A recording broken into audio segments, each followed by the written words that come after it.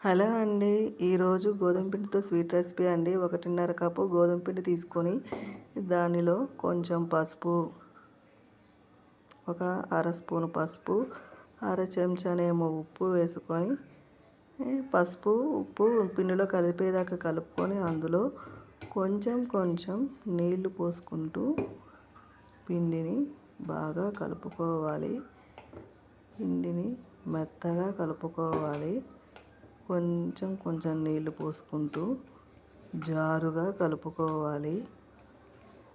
దాన్ని ఉండలు లేకుండా బాగా మెత్తగా జారుగా కలుపుకోవాలి. మన దోశ పిండిలాగా జారుగా కలుపుకొని పక్కన పెట్టుకోవాలి. జారుగా కలుపుకొని పక్కన పెట్టాలి. ఒక కళాయి పొయ్యి మీద పెట్టి అందులో ఒక కప్పు పంచదార పోసి అది పంచదార మునిగేదాకా కొన్ని నీళ్లు పోసుకొని పంచదార కరిగేదాకా తిప్పుతూ ఉండాలి. పంచదార కరిగేదాకా తిప్పుతూ వాటర్ కన్సిస్టెంట్ వచ్చేదాకా పంచదార కలుపుతూనే ఉండాలి.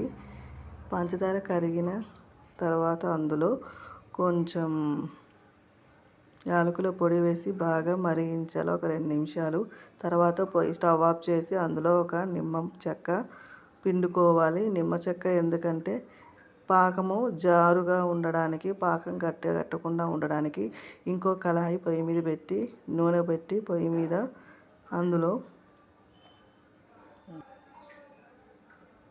పిండి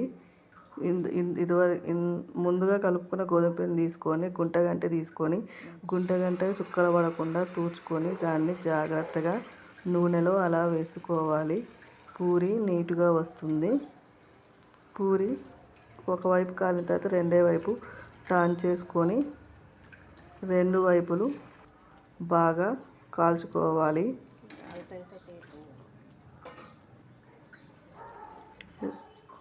రెండు వైపులా ఎర్రగా కాలిన తర్వాత పూరీలను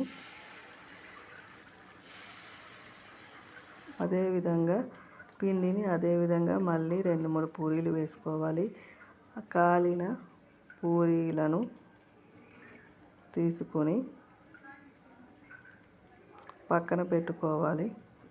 మళ్ళీ అదే విధముగా పూరీలు వేసుకొని కాలిన తర్వాత వాటిని అటు ఇటు 2 వైపులా తిప్పుకుంటూ బాగా కాల్చుకోవాలి. ఎర్రగా కాలిన తర్వాత వాటిని తీసి మనం ముందుగా చేసుకున్న పాకంలో వేసి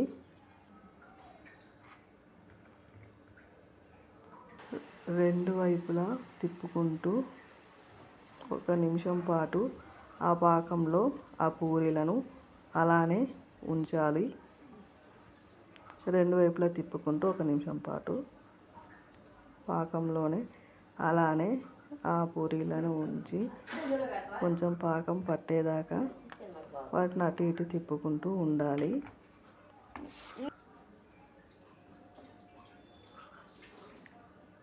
1 నిమిషం తర్వాత వాటిని ఆ పూరీలను ఒక్కొక్కటిగా తీసి సర్వింగ్ ప్లేట్లో సర్వ్ చేసుకోవాలి.